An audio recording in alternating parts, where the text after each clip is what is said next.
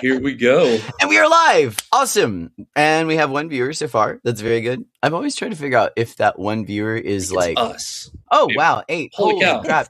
8 people. Okay. Hey, hi, everybody. Woo. Hello. All right. Lenny. We have Tina Crossgrove. Hello. Machine Poet, E.L. Frederick. I'm seeing so many people. Emma Jacobson. Love it. Letharis Archives is here. Hello. Yay. And then I see lots of names, too, of people that I don't know. So Yeah, that Grant, is phenomenal. welcome. Hello, everybody. Oh, it's so Excellent. good to have you guys with us. Yeah. Blake Blake Dalton Dalton. is here. Hey, who is Blake. Project Abracadabra sponsor. Shout out Blake Dalton. Check out his work, Stiff. If you have not checked it out, it is delightful.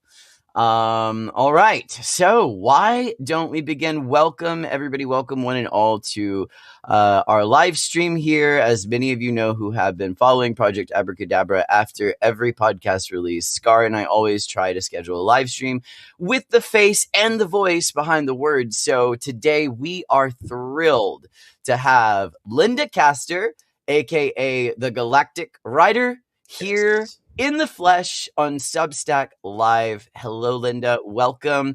I usually allow people to introduce themselves, but I really tried to introduce you. So introduce yourself in your own words, Linda. Oh, great. Okay. Hi, everybody. As you said, I'm the Galactic Writer. I've been on Substack since about March. It felt like February, and right along, you guys came on around February, didn't you? This year? I think mine was April. I'm not really sure. It was either March or April. We all just converged, though. We all found each other. Yeah, I think I hopped on around January and learned how to use it around March. Yeah, So the learning curve. the learning curve was there. Yeah.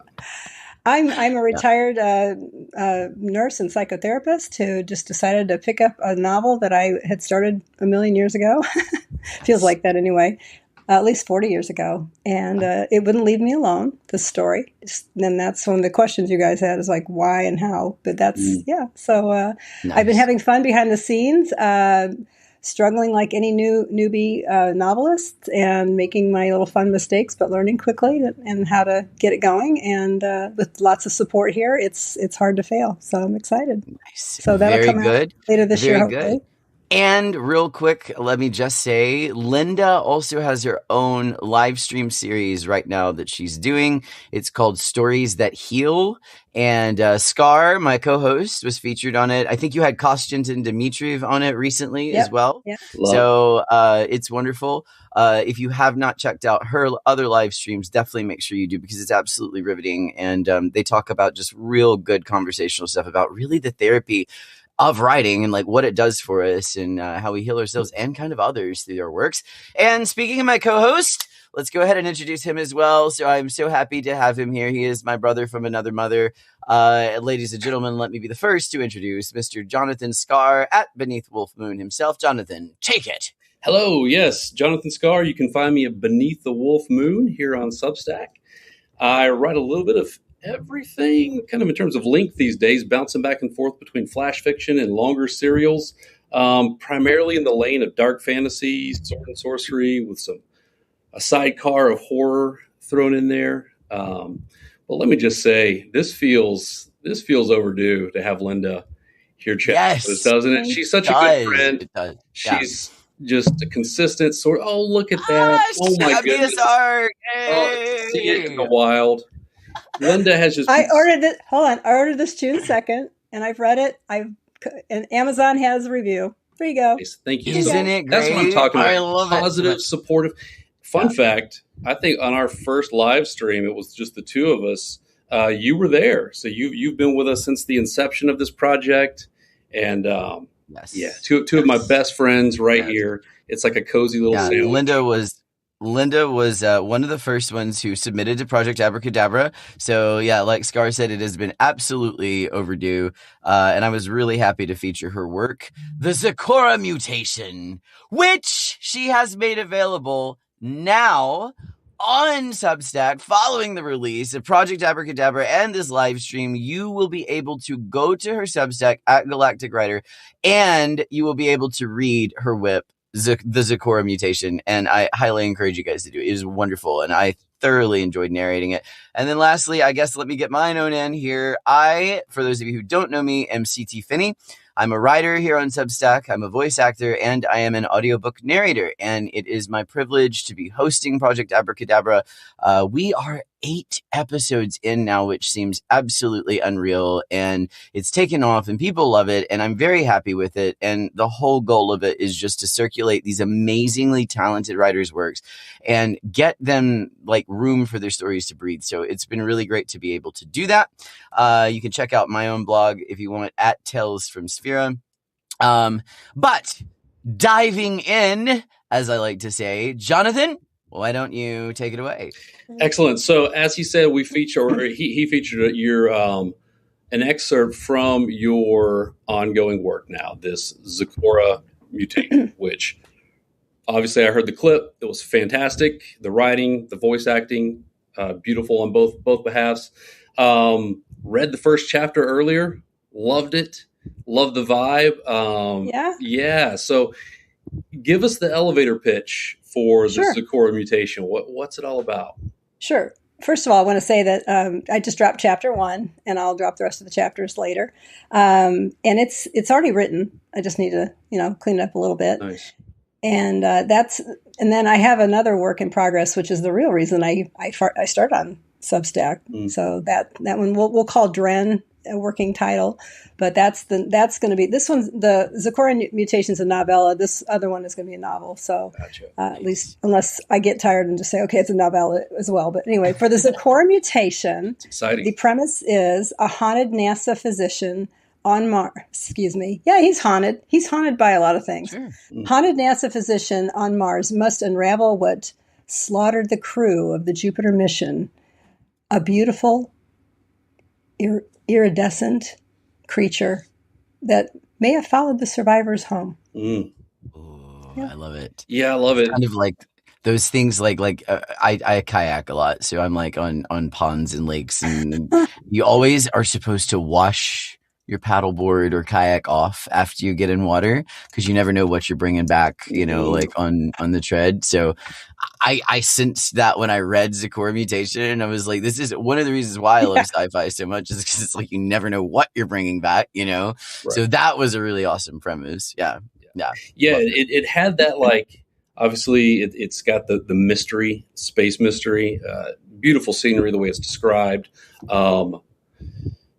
Some potential horror in there. I'm trying not to spoil it for people, but it almost had, and I hate comparing stuff to things I've read before, because it's not that, but it almost has like this Andromeda strain kind of sense of like tension and just intrigue. Have you ever read that book? Oh, it's so funny you said that. No, really? Not only have I read the book, I loved the movie, and I love Michael Crichton stuff. Oh yeah, I'm sure we'll talk about that later. But yes, thank you for that. That is what I was hoping for. People love that creepy, sensory. What is going on? And somebody's got to figure this out, because this is horrible. Kind of thing. I mean, obviously, what you're doing is your own thing and unique and novel, but it just kind of has that vibe, like it's in that lane. Thank you. That's exciting. Stuff. Yeah. So you'll get, before we get too involved here as well, I do want to invite everybody who's watching. Thank you so much. Feel free, if you have questions that pop up or things in your mind, please ask them in the chat. We would love to have more engagement in the chat. So if you have questions for either Linda, me, or Scar, please post them. We will get to them as soon as we can. I want to also move here, because the thing is, what interests me is, Linda, I love when people begin doing one career, right? And then suddenly move into like something more creative, because that's kind of what happened to me. Like I had been like doing all kinds of stuff. I was an environmental educator. I was, teaching kids about the natural world. And then one day I just woke up and said, I miss my creative side and I want to re-embrace my creativity. And so I made a massive career change, and you have as well, which I think is amazing. So for those of you who don't know, she has worked for years in mental and physical health. And my question for you, Linda, is what made you decide now is the time that I want to write my science fiction novel? Okay, well, I always wanted to be a writer. I always thought that was going to be my trajectory. And so doing the thing of being a nurse and then being a therapist was the way to make money and do my life. The honest truth is, I wrote the story thinking that's it. I'm going to be a writer, and so I sent it off to a New York publication. This was back in the day where they actually sent you a letter back explaining why they rejected you, and they gave you tips. I have no idea. I doubt they do that these days. But anyway, and I was so hungry to be an author, and when I got that rejection letter, I had no one else to talk with about that. So I just put it in a drawer, and I was like, that's it. Except I did call Philip Jose Farmer. He lived in Peoria at the time, and I read an article that he lived close by, so I called him up, and it took me hours to get the nerve to call him up. And then when I did, he was I was disturbing his lunch. So of course I was mortified there. Dare you? I'm just getting a sandwich out of the fridge, like, oh shit. And but he was very kind, and he gave me advice. He says mumbled something about make sure that you get your North American cereal rights, and I had no idea what he was talking about at the time. But anyway, that was an exciting moment, and then I don't know, just the life happened, the trajectory somewhere else happened. But alluding to your point, because I was a nurse in the hospitals, and because I went into behavioral health, I learned a ton of stuff over the years. So now I can take these ideas that I had and just write them in with rich background that I now have that I didn't have before. So if you think about it, probably all worked out. Yeah. Yeah.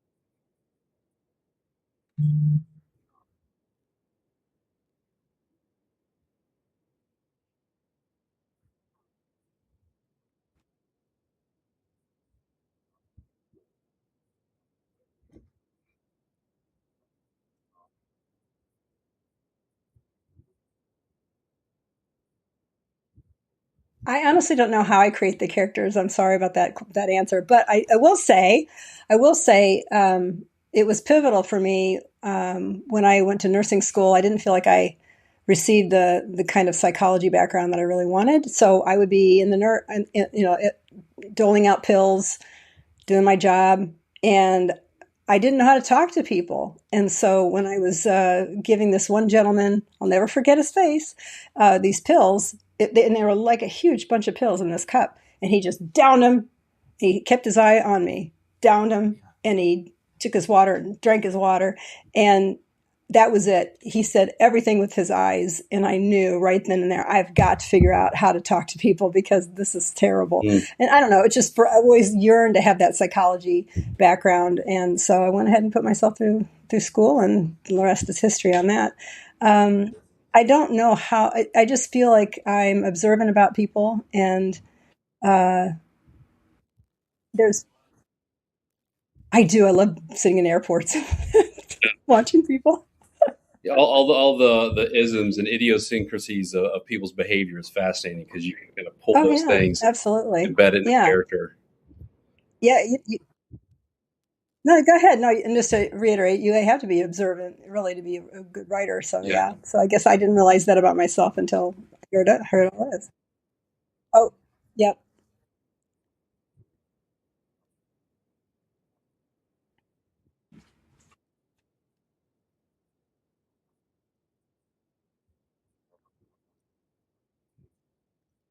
I'm glad you brought that up because I was going to bring that up as well. I've done acting on stages, and it does help. It helps develop.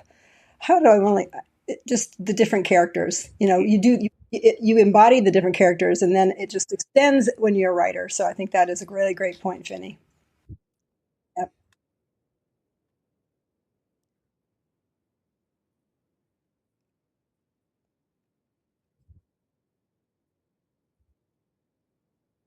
Yep.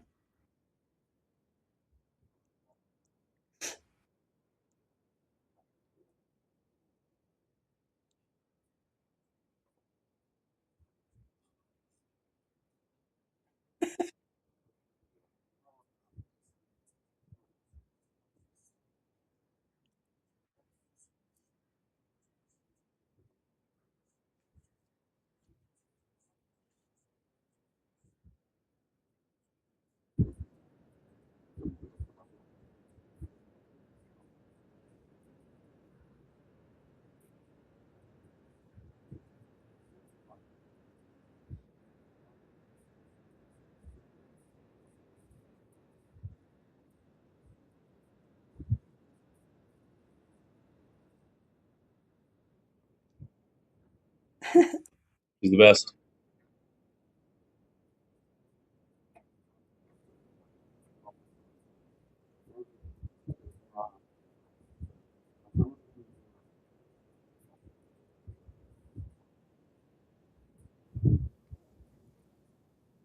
Yeah. So two things. One, I think part of why we do this, it's really to just to get to meet the author, the person behind the voice, but also some tips for folks. And I think that just mentioning that, looking at people, observing people, even I think someone mentioned that they're too shy to people watch, they people listen. Even that, just voice traits, any of those things. Learn to kind of capture that stuff and try to put it into your writing. I think is a good tip. And then just sorry to bring up old trauma, but going back to the rejection, thankfully with Substack, this has got to see the light of day because we all get to benefit from it I know. because it's beautiful. And yeah, I'm just so glad that we get to share in that story with you. So talking about science fiction, one thing that I've always noticed about science fiction is that, well, not all of them, but quite a few seem to incorporate this hard science Hmm. approach into it, which I find fascinating, but also Hmm. daunting as a writer to incorporate that in. So, for your work, excuse me, did you research things like physics, biology, anything like that for your story? And I've got a second part, but we'll stop there. Just to what extent does hard science inform your stories? Well, before I became a nurse, I was planning on being a doctor, so I took those physics courses, and I have a working memory or understanding of those concepts. Anatomy, And all that. yeah, so it's just that having that rich background helped quite immensely. I also do research. I am a junkie for new news tech Mm, on futuristic things, and if anything's about robots, I'm all about it. So yeah, yeah. I love that. Um, yeah, I, can you ask the rest of your question, or is that? Well, though, and that's cool right there. Just the fact that you are kind of research oriented in your mind and Mhm. collect all that data. Just to kind of sidetrack for a second, one thing I noticed in the Zecori mutation that you mentioned at one point, you talked about AI. Was that something that was in there from 25 years ago? Is that an update, or I think you just meant it was like a security mechanism against AI? Yeah, I actually updated that Okay, very because cool. Yeah, yeah, when I was reading my old manuscript, it was very archaic, and yeah. it kind of made me chuckle about things I thought would be, advanced when we're already here. So I had to, without tweaking too much of it, I thought I would correct a reason why Yeah. there's analog things still present in this universe Mm, or this story, and I just kind of threw it out there. Sometimes, if you can connect the dots for readers when you're making stuff up, yeah. that of course is key. Well, I think that You kind of know. attention to detail is what makes it so good. But okay, so kind of continuing on that exploration of science in science fiction, do you and if you do, how do you balance hard science, the plausibility of science with imaginative freedom. So where you can kind of make up your own designs, but also within the parameters of real world science. Well, if you think about Star Trek, for example, you know how they beam people up. And that's a fascinating concept, right? How did that happen? How does that happen? You know, so now we have AI at our fingertips. We can say, well, how would they dematerialize and materialize again? What kind of, and then AI gives you some kind of concept, and sometimes they'll throw out some science fiction ideas, and it's kind of like, oh, okay, I could probably go with that. If I believe it, then the reader will believe it. So there's that. Right. I think the thing I love about technology or science fiction itself is a lot of advanced technology has been rendered as a result of science fiction stories. You know, we get these creative ideas, and then an inventor out there goes, well, I think I can make that. And there we are. Nice. So life imitates art. Yeah. Yep.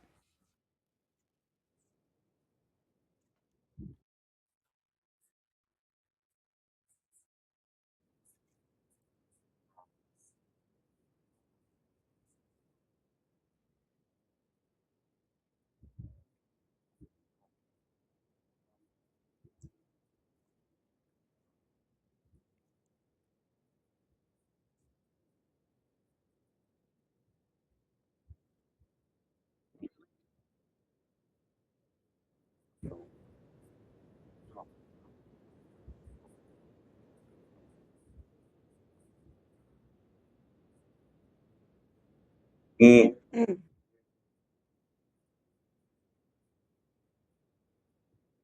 Yes.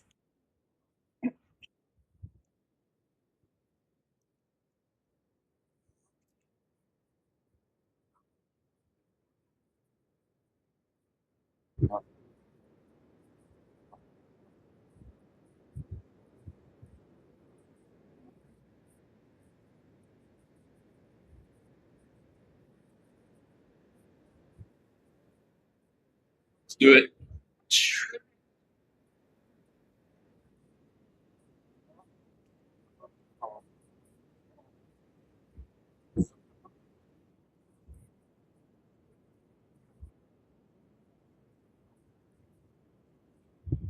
And its survivability, you know, like how did it survive? Where does it, in what conditions does it survive? Yeah. Mm-hmm.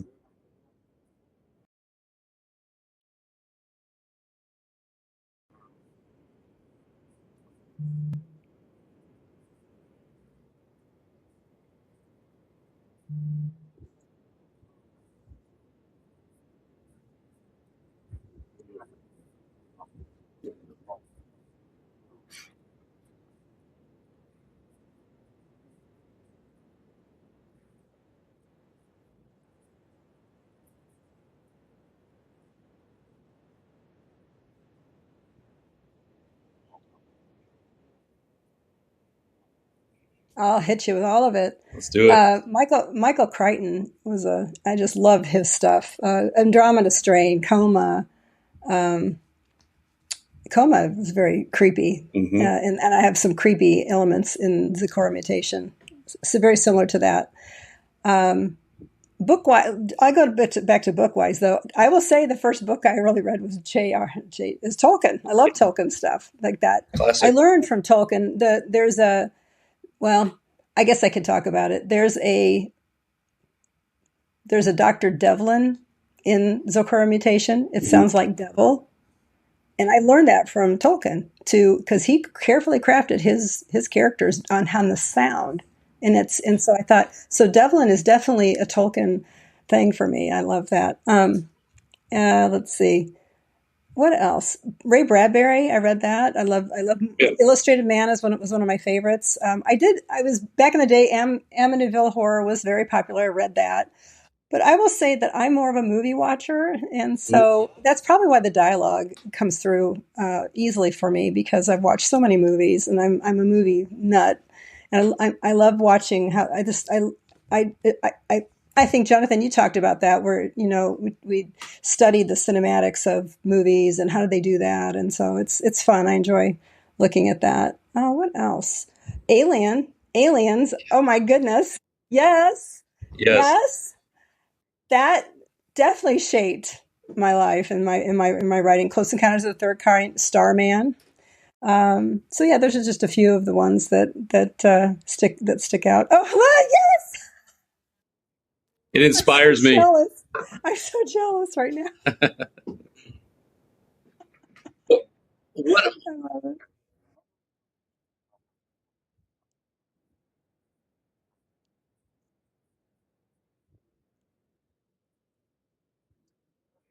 Yeah.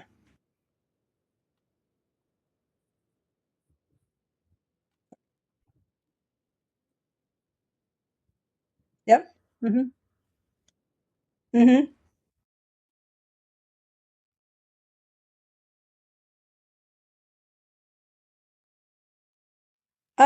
Some are and some are not,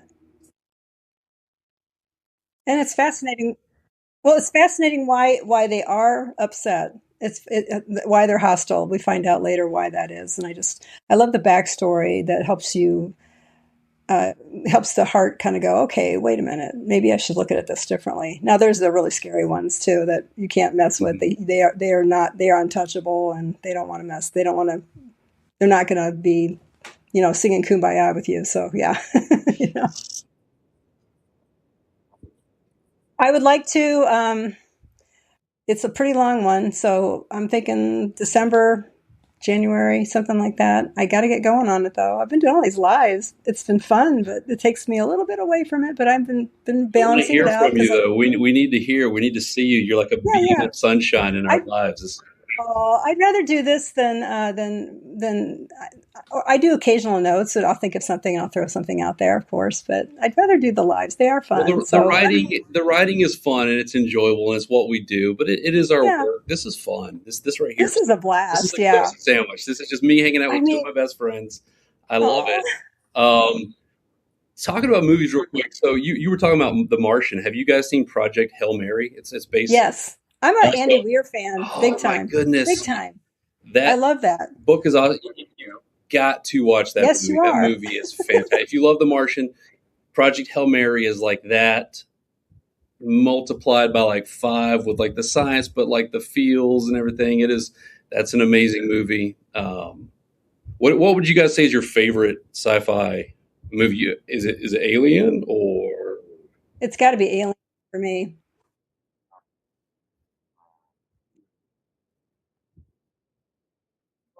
yeah.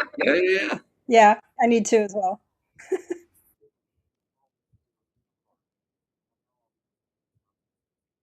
Oh, I thought you were saying that was the name of the movie, I know. I'm like, what?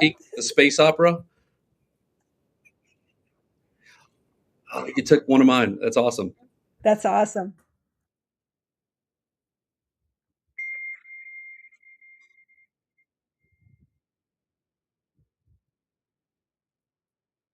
It's so good.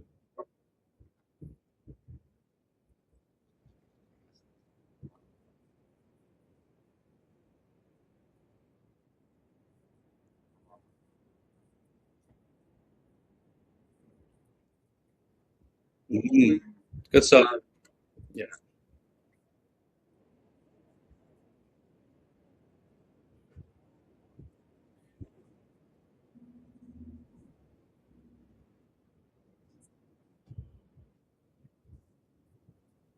Yacht. Yeah.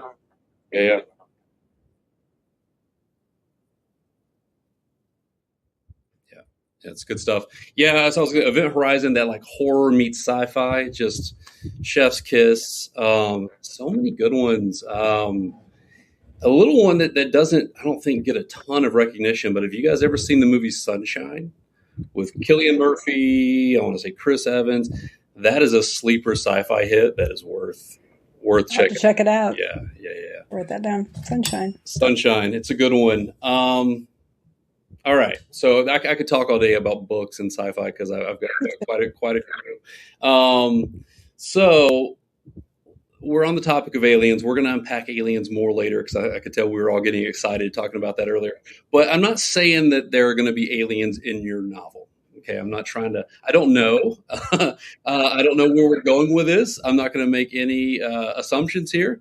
But if there were, it's fascinating. This is another thing that intimidates me about sci-fi, and why I have so much respect for you. For one, many reasons, I have so much respect for you. But how do you write an entity, a character that does not think like humans? Like that's what we know. And so, is it challenging to think if you were to write about aliens? How do we do that? It's not. It's an organism not like us, and how do you make it believable? Well, another experience I've had in my lifetime is meeting people from other countries. And the translation's hilarious sometimes when people go, "What do you mean that?" And yeah, I can't think of one right now, but well, okay, I can think of one. So I had my Japanese friend Kazuko here, and it was Christmas time, and she saw the little lights dangling from houses, like this, and she said, "Oh, there's testicle lights." I mean, So kind of. I take It's not too far off. I take those kind of things and I'm like, I tuck it away. I'm like, oh, that was interesting. That was fun. And you just, the different cultures, it's amazing to learn from different cultures and what they do and how they do it and their interpretations of us and what we do. So that is definitely a little resource that I have. That's really cool. And that's Yeah. kind of harkening back to Project Hail Mary that we were talking about earlier. Finn, when Yeah. you do check it out, that's such a big component is language and the communication. What was the movie with Amy Adams where she was a linguist and basically she had to design language to interact with aliens? Was it Arrival? That was a good one. Didn't you That's believe one of the my same guy who favorites, did but I can't Dune and remember. all those? That's a fantastic. Anybody remember that one?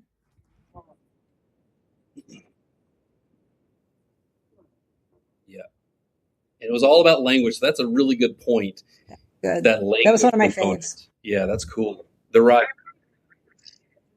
Nice. Great movie. Add that one to the list. Yeah.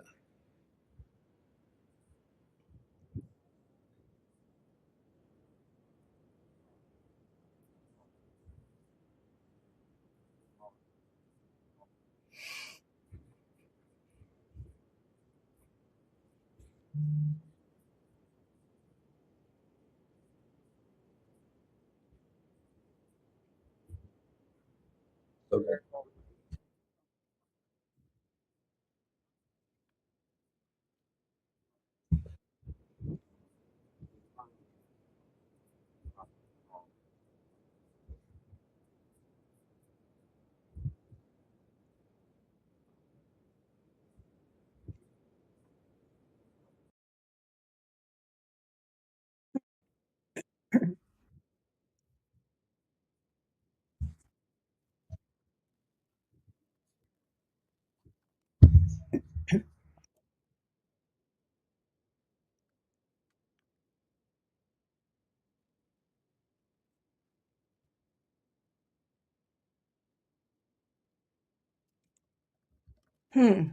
I'm not sure I know what you mean, but I keep going back to Star Trek and the beaming somebody up. It gives us ideas. It just helps with the imagination of what could be, what could science fiction brings us those possibilities.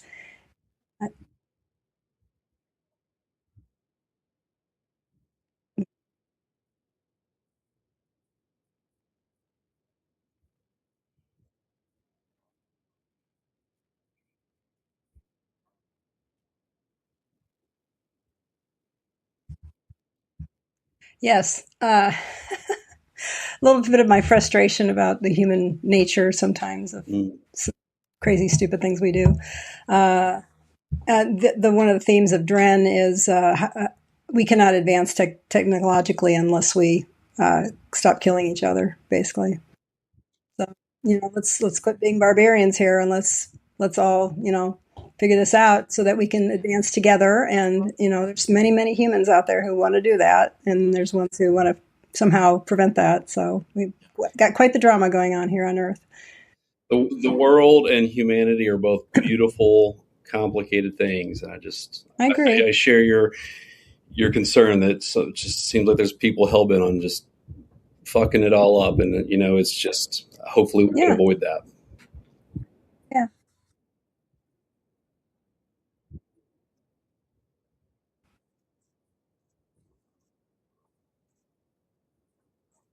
Hmm. Hmm.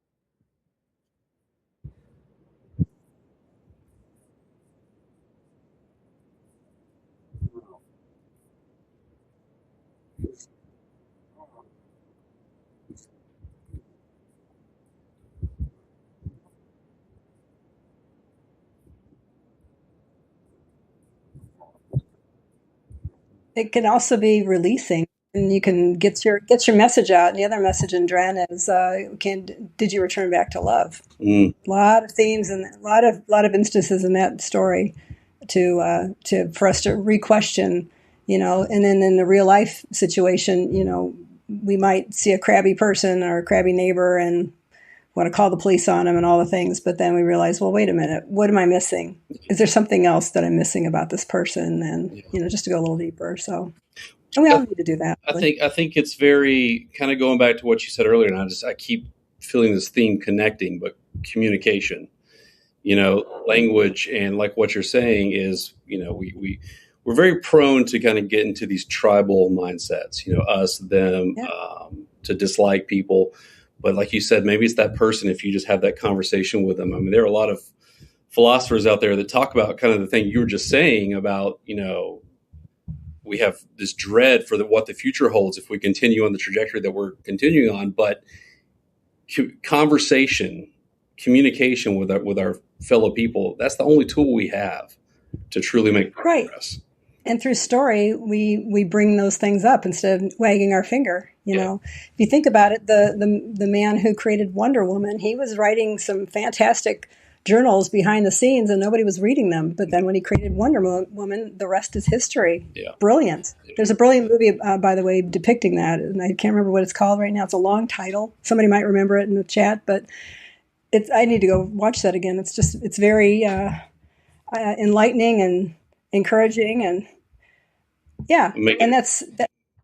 think about it. We've been telling stories for ages, and this is our way. If we can get some messages out through our stories without, sliding that in without being too obvious, that's entertaining at the same time. Yeah, that's a riot. It's tough. I mean, because storytelling is so powerful, and you want people to be entertained and intrigued, but also to extract something from it. At the same time, you don't want to come off as sanctimonious. It is a tough high wire act that we're trying to pull off sometimes. Yeah. Just entertain them and they'll be fine. Yeah, true. So that always does the trick. So let me ask you about rabbit holes, and we'll start off with a serious, but I do have a part two that'll be fun. So, with writing, there's often a lot of research that goes into it. I imagine very much so for sci-fi and the kind of stuff you do. So have you ever gone down any interesting rabbit holes when you're doing your research, whether it's psychology, science, medical ideas? Have you ever stuff your own work or something that just kind of takes you down this interesting, like you and I one time spoke about, I was researching something and I stumbled across this idea of the sentience of plants, this whole idea that people are kicking around. And that was totally unrelated, but it was this rabbit hole I went down and found fascinating. Do you ever find yourself in one of those rabbit holes with your own research? Oh yeah, when you're looking at science and technology, there's always rabbit holes you can go into, deep dive, like how did that work? How did they make it work? But I will say the one rabbit hole that was fascinating for me goes back to my wish desire. At one point, I was going to be a sleep researcher, and I had set up with, again, back in the day, you just write somebody a letter, and then the professor says, "Yeah, come on up, and I'd love to meet you. You're interested in our program, and come sit in my class." And because I was fascinated with sleep research at the time, but my overprotective mother would not let me go because somebody was, I guess, a medical student was murdered or something in that area. It's like, you're not going. So there went that dream. But then I watched Westworld. Oh yeah, and they had the dream machine in Westworld. Very cool. And in my story, Dren, there is a dream machine. And that fascinates me. So, of course, I'm diving into all kinds of research on what is it about. And the Japanese actually have something fairly close to seeing images it's fascinating. It's beyond what you would think of as an ultrasound. Yeah, Hmm. they're nowhere near it looking like a video, but it's fascinating how they're connecting and using AI and and computers to render all those things. So I wanted to know exactly how they were doing it, how far they were along they were, so that my story was still relevant or had some science, real science behind it. So yeah, no, I do care about the real science behind my stories. Now, I might miss something. I'm only human, but I do my best to get something right. Yeah. Was Westworld? I'm sorry. Go ahead, Finn. Was Oh, you're fighting over me. I love it. you're so interesting. We both want to hop in. Was Westworld a Michael Crichton thing, or was it? Yes. Yeah, man, he's got his fingers in everything. Yes. Yeah. Oh, he's amazing. Jurassic Park. He wrote ER, the series. I mean, you look him up. It's great reminders of things he's done. Oof.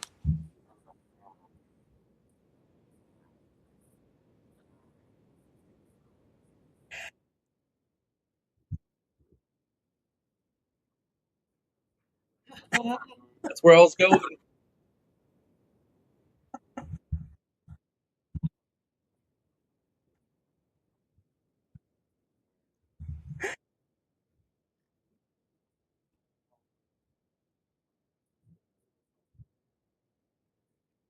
Oh yeah.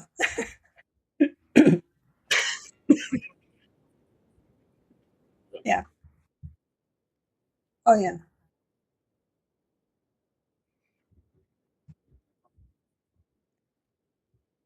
Right. And you learn after a while. You could research your whole sci-fi to death, and so yeah, finally had to pull myself back and go, okay, you gonna write this thing or what? Yeah. So yeah. Well, that was going to be the part too. And Finn and I joke about this all the time. And so, if you guys want to share, and if not, if you don't have anything, nothing comes to mind. But we talk about these just very bizarre Google searches that we have, often very dark. Something that might land you on an FBI or law enforcement agency blacklist somewhere. Anybody have one they want to share? A recent what was your weirdest one? Because I've got one too.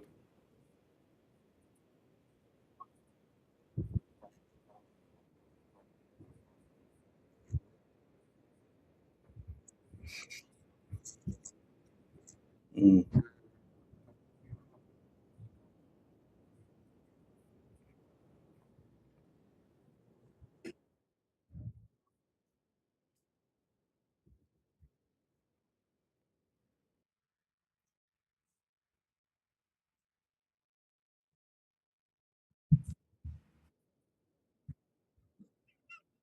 Wow.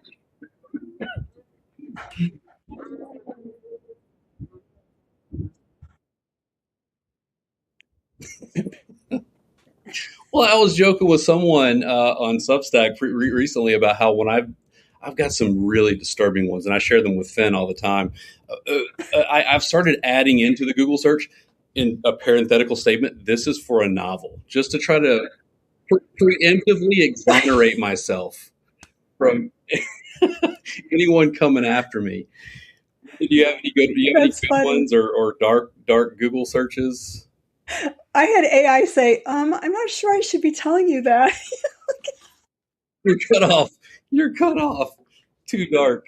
I'm like, oh, I'm writing a novel. I'm not really going to do this. Mine recently. Mine was it was for Godfang for an upcoming chapter, and I Googled at what temperature does blood boil, and I went, woof, yeah, and then this is for a novel. Got somebody knocking at your door. My friend CT Finney asked me. I know nothing about this. Oh, good stuff.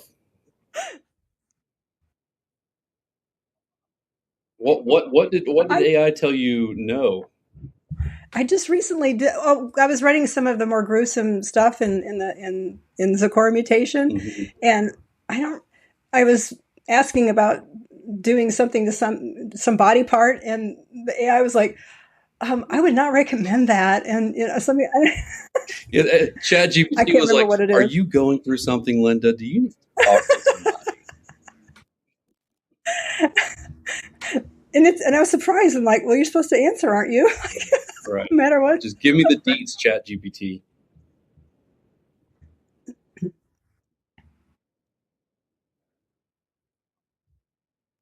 Yeah. I can't think of anything specific, but that's pretty much There's a what my. couple of good ones in the chat here. Punctured kidney, time to live. Oh my. Um, how long can someone survive a stab wound to the stomach?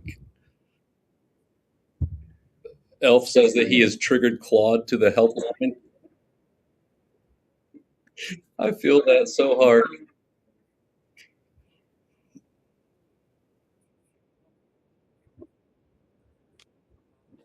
That's crazy.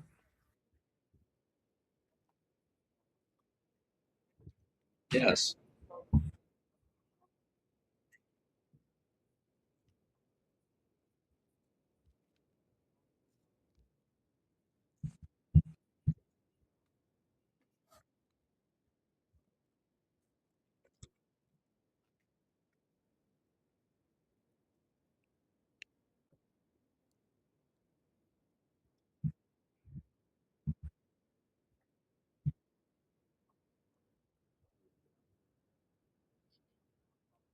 That's fine.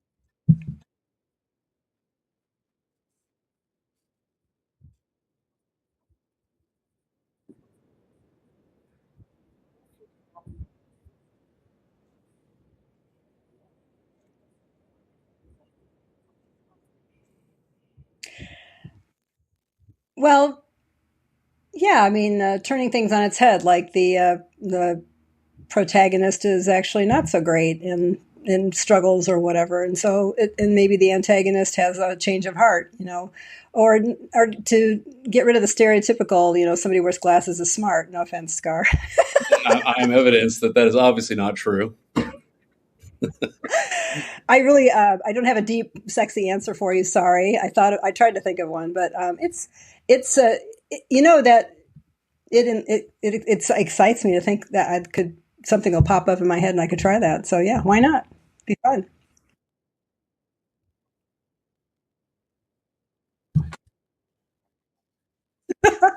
It's true. Same, same. So, Are we done? you signed on for 2 hours, right? You've got last one. We'll have some fun with the last 10 minutes. We'll step away from the highbrow art of everything, but this is serious, and I think it could be good for people to hear. And I know you've talked about this recently. I know we've all experienced it, but when you're writing, especially when you're tackling something like sci-fi, something new, trying to put something out there, it's very vulnerable. It's a very Hmm. tough thing for us, and so as a writer, have you experienced uncertainty or self-doubt, this desire for like perfectionism? And I know I just hit this point where I want to revise endlessly, and I get to a point where it's just diminishing returns. um, have you experienced that, and what helps when you go through those feelings? When you just said that, I was thinking, when you edit something to death, you kind of know when the life you just took the life out of what was just there moments ago. Yeah. So it's recognizing, did I just breathe life? I breathed life into this. Now, did I just kill it, and it's amazing. You can switch around just a few words and it doesn't read the same way. Yeah. And so, yeah. So when it doesn't resonate with me anymore, I'm like, oh, I think I'm done. I don't need to be taking that out. And that's kind of what I was doing with the Zecora mutation. Oh gosh, what else were you asking? But what about like, and that's a great answer. Yeah, just kind of know when to stop with that editing, because we can just edit ourselves. The perfectionism. You were saying self-doubt. I'd have my novel pretty much done if I wasn't a perfectionist. So yeah. I also, as a newbie, they should not call it a draft. They should call it something different, like discovery. If you call it a discovery, that would have made sense to me. But I thought, no, I got to write this draft, So it's taken me a little longer, but I think I'm getting into the swing of all of this, being on Substack and carving out the time in the morning. I get up at 4 a.m. if I'm lucky, and write until I don't know, noonish if I can. Just because right now I'm in the big dump of the discovery. So yeah, consistency, community. That's another thing that I've found that's helped out. Just leaning on the folks around us. Talking to everyone. Energizes, right? It's nice. I'm energized by all of you, everybody in this chat and us here. Same. It's just, I can't even imagine writing something without having that. A lone writer. Yeah. Back in the day when they didn't have all this, and just to put something out, sending out your paper manuscript off to publisher house, it's very lonely. And so, and then I didn't back then when that actually did happen to me, and I got a rejection letter. But I'm like, oh, I'm not supposed to be a writer. I guess I'm going to go do something else. And I've looked at I know. I've looked at my notes from Dren, because my 26-year-old also wrote parts of Dren, and she crossed out some, like, this sucks, and I was reading, I'm like, no, it's really good, like, what? So I didn't have a lot of self-confidence back then. I had no idea. So that's why it's exciting for me to resurrect this story and share it with everybody, just to kind of see what everybody thought. Yeah, it's go ahead. You're fighting over me again.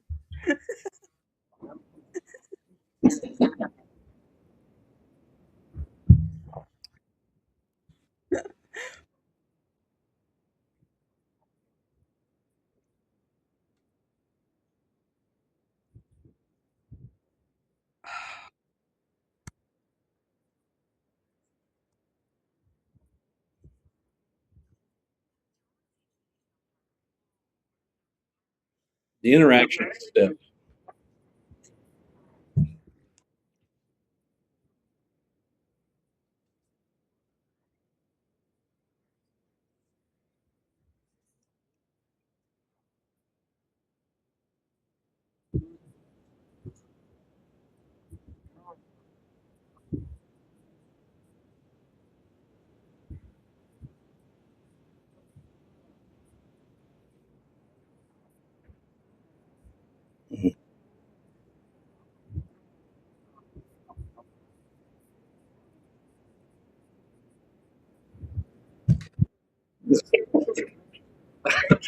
It's a little cold.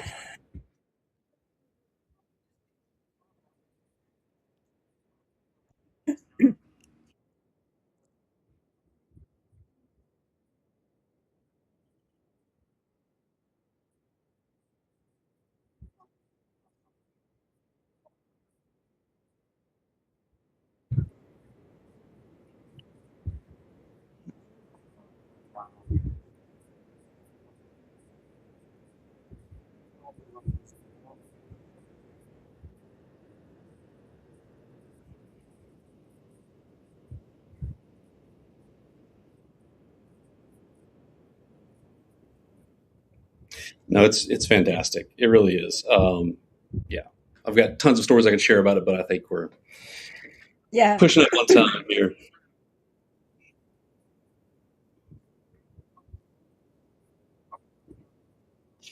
Let's see here. So, Linda, did you have questions for us? I think we can hop to that. If not, I didn't. Let's keep moving. Let's do it. All right. So we've got options here. We have 6 minutes or 5 minutes. Do we want to talk about aliens? The joy of aliens, or do you want to talk about? I've got a fun group question that we could brainstorm, or do we want to do like a would you rather to wrap it up? What do you guys think?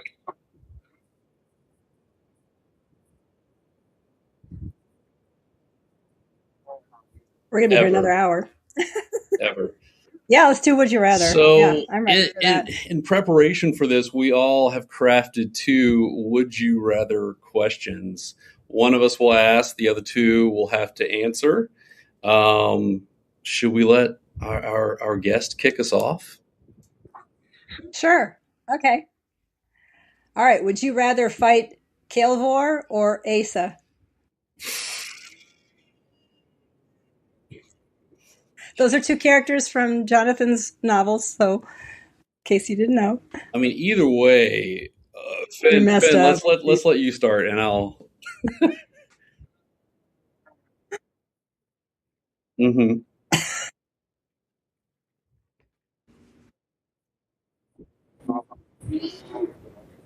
Just you. It's just you. Oh, well, You. yeah.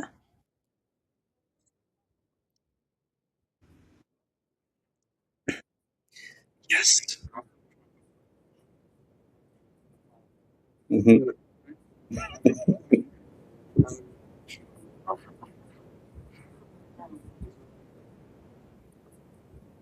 Good. That's. I think that is the only correct answer because as I was thinking, Asa is just efficient, would just lop the head and move on. Kelvor would probably rip off both arms and drumstick you to death. And while some folks may be into that, no shame, I would go for the quick, efficient death. Great question. Do you have another one? Or do we want to go I like do. around? What do we? All right. Well, not as quite as sexy as that first one. Would you rather freeze to death or die from heat? From being, I originally said heat exhaustion, but if I could add being burned alive, there's that. That just changes the whole thing. Basically, you want to die of heat or cold? Cold. Did you say cold? Really? That's suffering. Why?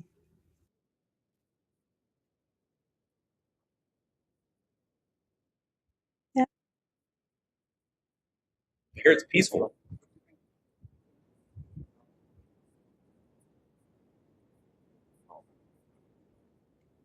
I thought. Well, the burn. Okay, let's say the person's not like who. Nobody wants to be at the stake, right? Nobody does Mm. that. But what if you're in a hot car, forced to stay in there, and you're going to die? Linda, Linda, Linda, you prefer the fire? That would be your. I thought just heat makes me very. I'd like to sweat. I'd be like, I just want to go to I'd sleep. get a nice tan. It would be so like Stand through the just car window. Yeah. just Sonic. Well, now I have to rethink that in case I'm ever in that situation. All right, that's it for me. As you're freezing to death one day, you're going to go, well, Finn did tell me this was going to be pleasant. My ghost will come back and scream at you. It was painful.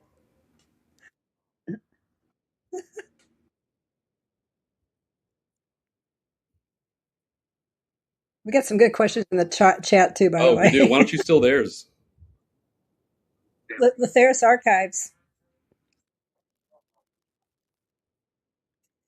Uh,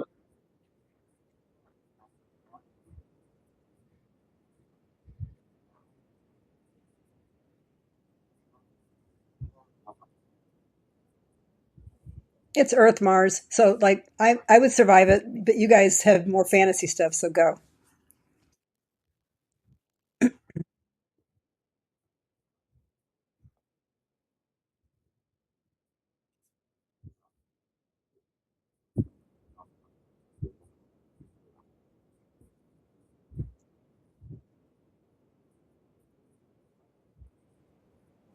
absolutely fucking not. There's no. I would see pretty clouds and go out and stare at them, and then it would be acid rain that would just melt me to a puddle, and it would be over.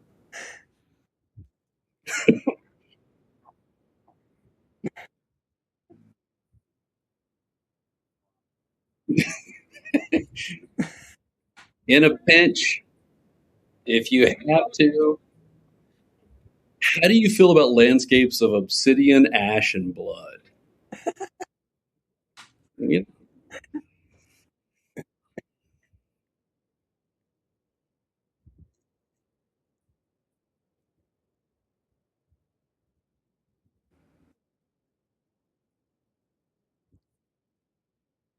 Ugh.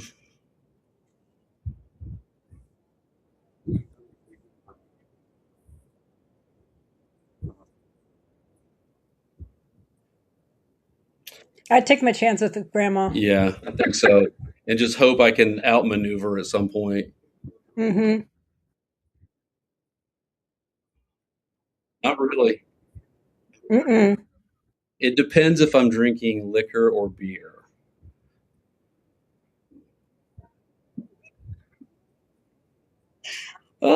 Liquor would be the shadow folks. It just hurt me. Um, beer would be Edith. Yeah.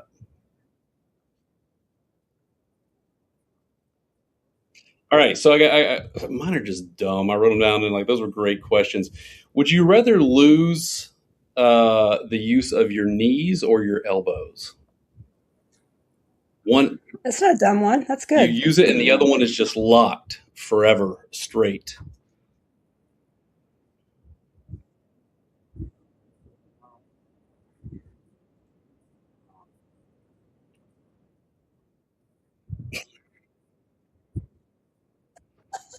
Just forever.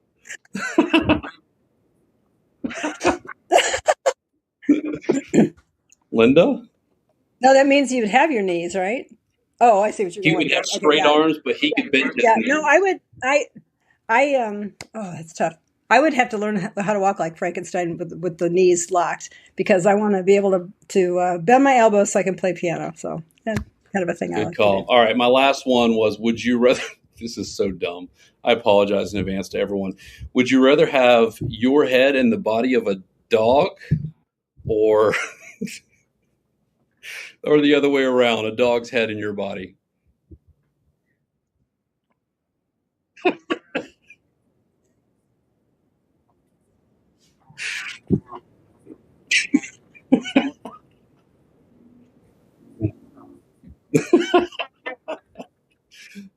So I wait, agree with wait. him. You said dog head,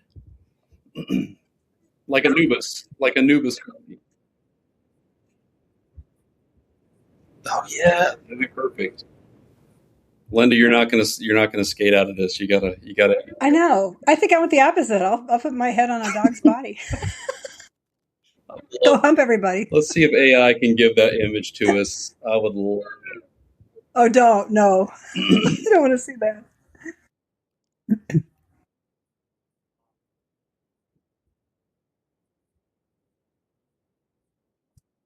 Yes.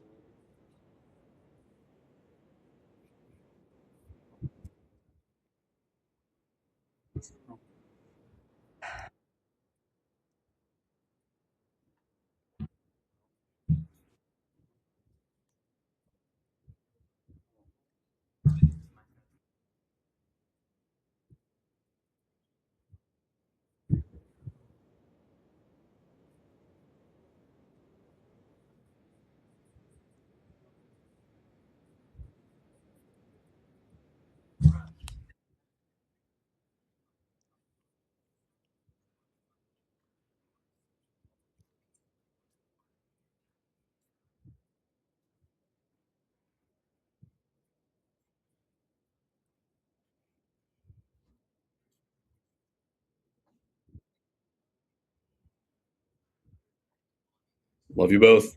Bye, everyone.